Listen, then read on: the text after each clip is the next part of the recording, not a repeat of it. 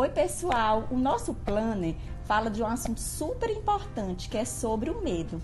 E assim como os pensamentos geram sentimentos ruins, os pensamentos também geram medos, não é isso, Carla? Esse tema foi muito interessante da gente trabalhar, porque a gente pôde perceber também que o medo, ele é importante do lado positivo, que é a proteção. Ele nos protege, por exemplo, de cair de um lugar alto, porque eu tenho medo de cair. Pois é, mas às vezes eu acho que o medo paralisa, né? Muitas vezes eu sinto medo e eu deixo de fazer muitas coisas, já deixei de fazer muitas coisas por conta do medo. É verdade, ele é salutar até certo ponto, mas quando ele nos paralisa e nos impede de fazer o que a gente precisa fazer, aí é onde a gente tem que ligar aquele alerta, né? Por que o medo está me paralisando? Então, que tipo de medo está me paralisando? E aí a gente vai começar a se analisar nossos pensamentos e nos fortalecer para enfrentar o medo. Porque o fato é, medo todo mundo tem. Eu tenho, eu acredito que você também tenha, você também tem. E o medo, a gente nunca vai deixar de sentir. É isso mesmo, Carla. Sugere para quem está nos assistindo como enfrentar esse medo, essa situação, né, de medo que paralisa, né, muitas vezes não deixa paralisada. Pois é, como eu estava falando, a questão não é sentir ou não sentir o medo, porque nós vamos sentir. A questão é o que é que eu vou fazer apesar do medo, né? Como eu vou lidar com essa situação. E o que a gente tem aprendido é que os nossos pensamentos, aquilo que eu penso, vai gerar esse sentimento. Ele vai fortalecer o meu medo ou ele vai fortalecer a minha coragem. E esses pensamentos que eu tenho, eles são nutridos por algumas coisas. Por coisas que eu escuto, que eu vejo, que eu leio, com quem eu convivo. Eu converso com quem meus pais têm medo de tudo e eles passam esse medo para mim, eu absorvo isso. Alguém que não quer, muitas vezes, ou a própria pessoa que tem medo chega para mim e diz: tu vai enfrentar. Não, olha, é muito difícil. E aí eu acabo escutando coisas que vão fortalecendo o meu medo. Então eu tenho que começar a observar tudo isso, pensar o que eu penso, da onde esses meus pensamentos eles estão saindo, eles estão sendo nutridos pelo quê. E aí cabe a mim e a você tomar uma decisão de dizer: não, eu vou ler livros que me ensinem técnicas de falar em público para eu poder enfrentar o meu medo de falar em público.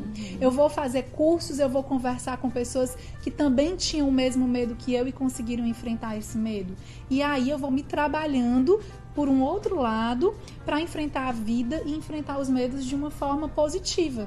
Ah, legal. E aqui no nosso planner, né, Carla, tem até essa ferramenta que fala sobre os medos, onde a gente pode relacionar os medos e logo em seguida colocar pensamentos fortalecedores.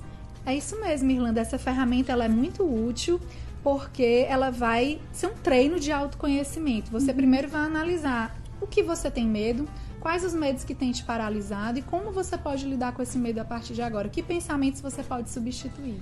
Pois é, e tem alguma situação assim que você já vivenciou, que você pode compartilhar com a gente, né? Uma situação onde você enfrentou o medo dessa forma, colocando pensamentos fortalecedores, Carla? Olha, tem várias. Eu já tive muitos medos na vida, mas eu acho que o medo que talvez tenha mais me marcado pelo nível de responsabilidade, pela grandeza da coisa e por todo o contexto, foi o primeiro júri que eu fiz depois que eu me formei. Eu me formei com 22 anos em Direito. E eu peguei logo um júri para fazer de uma tentativa de homicídio triplamente qualificada. E toda hora eu pensava em desistir. Eu já ligava para outros advogados: você pode me substituir no júri? Eu vou fazer o processo inteiro. Mas na hora do júri, você pode ir no meu lugar? Eita, eu imagino, Carla, que sufoco. Não dormi à noite. Olha, todo mundo que me conhece sabe que eu gosto muito de comer. Então, eu parei até de comer, gente. Tamanho foi aquele medo que eu senti de fazer o júri. Só que o que foi que aconteceu? Eu comecei a ouvir aquelas pessoas que geralmente me encorajavam.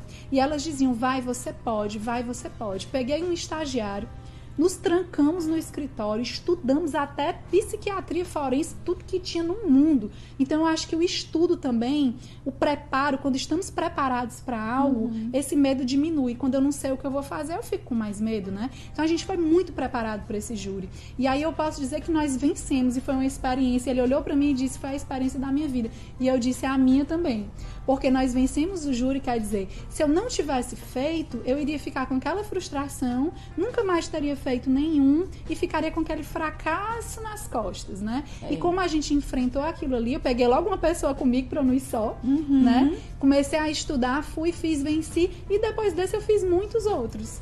Pois é, Carla, tu falando aí, eu fiquei imaginando, se tu tivesse essa ferramenta nesse período, né, da tua vida, nesse momento desse medo que você enfrentou, teria sido muito mais fácil para você. Então, assim, como o autoconhecimento é importante nas nossas vidas. É muito importante, porque hoje em dia, com o autoconhecimento no nível mais desenvolvido que eu tenho, eu já consigo lidar com essas situações sem sofrer tanto como eu sofria antes. Pois é isso, gente, o autoconhecimento é muito importante e você já tem essa ferramenta aqui para te ajudar. Então, medo, agora você já sabe o que fazer. Vai lá no seu planner, dá uma lida, faz a ferramenta e aproveita tudo que já tem prontinho aqui para você.